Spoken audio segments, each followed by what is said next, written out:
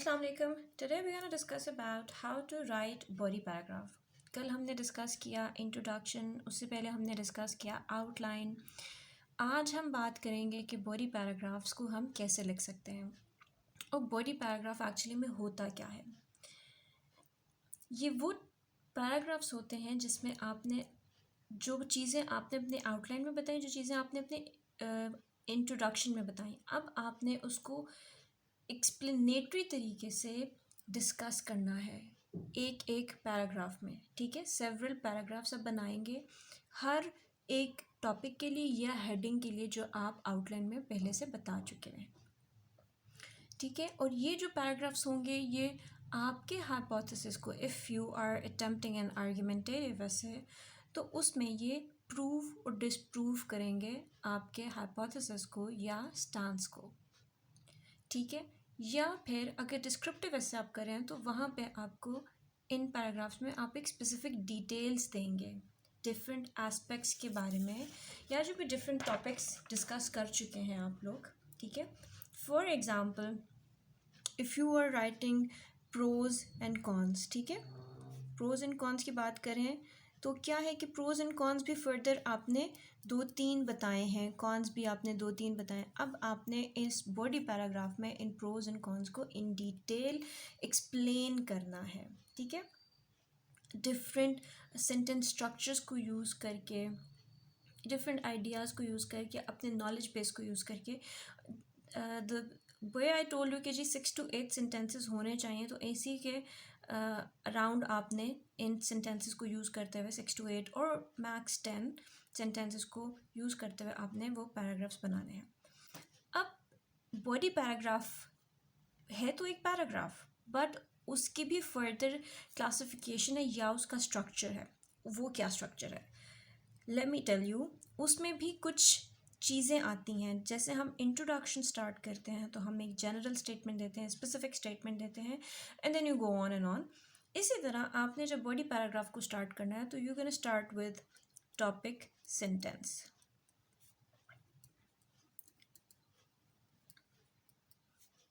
ठीक है, ये टॉपिक सेंटेंस है which is the most important sentence in a paragraph. यही आपका स्टार्टिंग और आई कैचिंग होता है जिसको एग्जामिनर पढ़ता है. इसको फोकस सेंटेंस भी कहा जाता है. इसी में आपने जो है समराइज़ कर देना है. ठीक है, जो भी इंफॉर्मेशन आप आगे बताना चाह रहे हैं, एक्सप्लेन करना चाह रहे हैं, वो आपने इसी एक सेंटेंस में समराइज़ कर देना है. ठीक है, ये यूजुअली एक ऐसा सेंटेंस होता है फर्स्ट जो आई कैचिंग होता है, जिससे आगे पैराग्राफ का वो कहते हैं ना कि एक तमहीद जो बांधी जाती है. तो दिस इज़ समथिंग कि ये वो चीज़ है कि एग्जामिनर को भी वो पढ़ेगा तो उसको समझ में लग जाएगी कि अगले पूरे पैराग्राफ में क्या वो डिस्कस करना चाह रहा है. ठीक है, इसमें आपने डिस्कोर्स मार्कर्स यूज़ करने हैं. डिस्कोर्स मार्कर्स क्या होते हैं,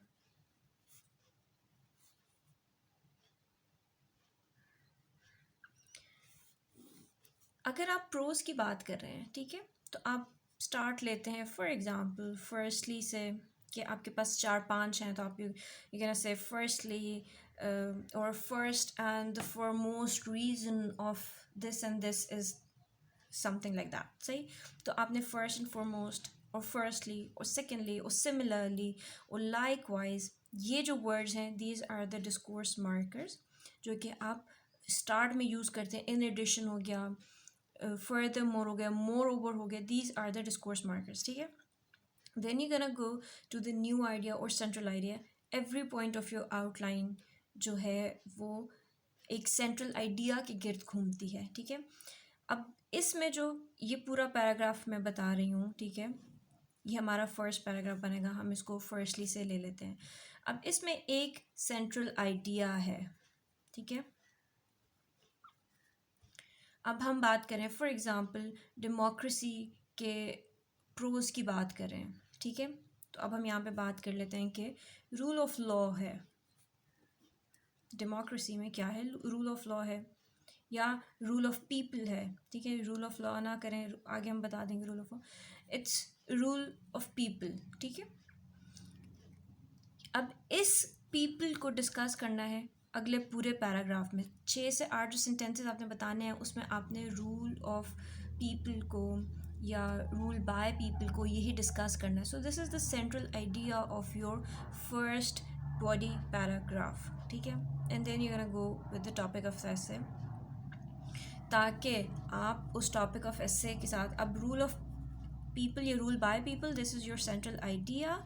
इस आइडिया को आपने टॉपिक ऑफ एसे के साथ मिक्स एंड मैच करना है. डेमोक्रेसी आपका अगर टॉपिक आ रहा है तो आपने डेमोक्रेसी को पीपल के साथ जो है उसको लेके चलना है, ताकि आप अपने एक जो ऐसे टॉपिक है उससे हटे नहीं. ठीक हो गया. देन आपने क्या करना है, टॉपिक सेंटेंस के बाद you gonna discuss about the developing या सपोर्टिंग सेंटेंस, डेवलपमेंट या सपोर्टिंग सेंटेंस जो होते हैं. ठीक है. फर्स्ट लाइन में आपने बताना है. ठीक है. आप डिस्कस कर रहे हैं अबाउट रूल ऑफ पीपल, इसी में आपने बता दिया डेमोक्रेसी का. ये सिर्फ टॉपिक सेंटेंसेस जस्ट लाइक एक लाइन है. ठीक है. उसी में आपने सेंट्रल आइडिया भी देना है, डेमोक्रेसी का वर्ड भी यूज़ करना है ताकि आपको पता लगे कि आप ऐसे के साथ रिलेटेड हैं, टॉपिक के साथ रिलेटेड हैं. आपने उसमें अपना सेंट्रल आइडिया, मेन थीम बता दी. देन आपने अब उस डेमोक्रेसी के प्रोज, पहला प्रोज बताना है. अब उसमें आपने सपोर्टिंग सेंटेंस देने हैं. ठीक है. नेक्स्ट 2-3 जो सेंटेंसेस होंगे वो आपके सपोर्टिंग होंगे, जो कि इस टॉपिक को या इस स्टांस को सपोर्ट कर रहे हैं. ठीक है. पहली लाइन को, पहले प्रोज को सपोर्ट कर रहे हैं. जस्टिफिकेशन भी आप दे सकते हैं. ठीक है. और फिर आपने इसी में आपने जो है ना कहीं कंक्लूड कर देना होता है. ठीक है. इसमें आप कंक्लूडिंग स्टेटमेंट कैसे होगी? अच्छा, पहले तो आपके पास सपोर्टिंग सेंटेंस आ गया. ठीक है. कोहेरेंस रखना बहुत ज़रूरी है. कोहेरेंस इज़ लाइक ये जो चीज़ें, मेन चीज़ क्या है? Topic sentence, stick to that. Starting line है ये. इससे आपको आगे पता लगेगा कि आपने से पूरे पैराग्राफ में क्या बताना है. ठीक है. Topic sentence is your eye catching sentence, जो कि एग्जामिनर को भी होल्ड रखेगा. देन उस टॉपिक सेंटेंस के अकॉर्डिंग आपने सपोर्टिंग सेंटेंस देने हैं. बात तो बढ़ानी है ना, पहले तो एक बात कर दी और बहुत आपने वो जानदार बात कर दी. अब आगे है तो आपने बात बढ़ानी है, डेवलपमेंट करनी है उसकी, उस टॉपिक सेंटेंस की, या सपोर्टिंग आर्ग्यूमेंट्स देने या सपोर्टिंग सेंटेंसेस देने. कोहेरेंस होना बहुत ज़रूरी. ये नहीं है कि बात आप कुछ और कर रहे हैं, सपोर्टिंग सेंटेंस कुछ और दिए हैं लेकिन वो उससे कोरिलेट नहीं करे, वो सपोर्ट ही नहीं करे. ठीक है. कोहेरेंस ज़रूरी है. यूनिटी होनी चाहिए. नहीं कि अब्रप्ट नहीं बताना. ठीक है. ये चीज़ें आपने फॉलो करनी है, ये लिखनी नहीं है. आई मीन टू से कि सपोर्टिंग सेंटेंस तो आपने लिखना ही लिखना है. एक टॉपिक सेंटेंस बताया, उसके बाद सपोर्टिंग सेंटेंस होने चाहिए. मैं अभी आपको एग्जांपल भी बताऊंगी. कोहेरेंस होनी चाहिए, यूनिटी होनी चाहिए, ऑर्गेनाइजेशन होनी चाहिए, and then you gonna go to concluding statement. ठीक है. यहाँ पे आपके पास आ जाएगा कंक्लूडिंग स्टेटमेंट, एंड देन आपका बॉडी पैराग्राफ यहाँ पे आके ख़त्म हो जाएगा. ठीक है. अच्छा, अब हम इसकी कोई एग्जांपल ले लेते हैं. चलो, हमने ले लिया नेशनल इंटीग्रेशन. ठीक है. अब आप इसको स्टार्ट कैसे करेंगे? फर्स्टली डिस्कोर्स मार्कर लगाना ज़रूरी है. फर्स्टली लिखेंगे. ठीक है. ये ज़रूरी है, बहुत ज़रूरी है. इसके बाद आप बताएंगे टॉपिक सेंटेंस. ठीक है. उसमें आप कह सकते हैं कि it is a quality education which can fashion national integration in a society और अ कंट्री. ये हमारा हो गया टॉपिक सेंटेंस. ठीक है. फर्स्ट ये आपका यहाँ तक टॉपिक सेंटेंस बन जाता है. Then you have to give your supporting sentences. उसमें 2-3 आपने सपोर्टिंग सेंटेंसेस देने हैं. ठीक है.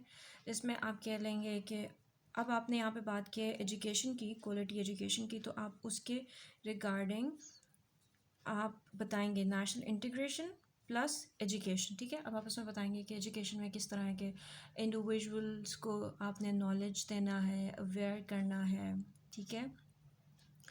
फर्दरमोर आप बताएंगे कि आपने एक इंडिविजुअल के स्किल्स को इन्हांस करना है ताकि वो एम्प्लॉयमेंट अपॉर्चुनिटीज़ को गेन कर सके, ग्रैब कर सके, जो कि पब्लिक प्राइवेट सेक्टर्स में या फॉरेन कंट्रीज़ में हैं.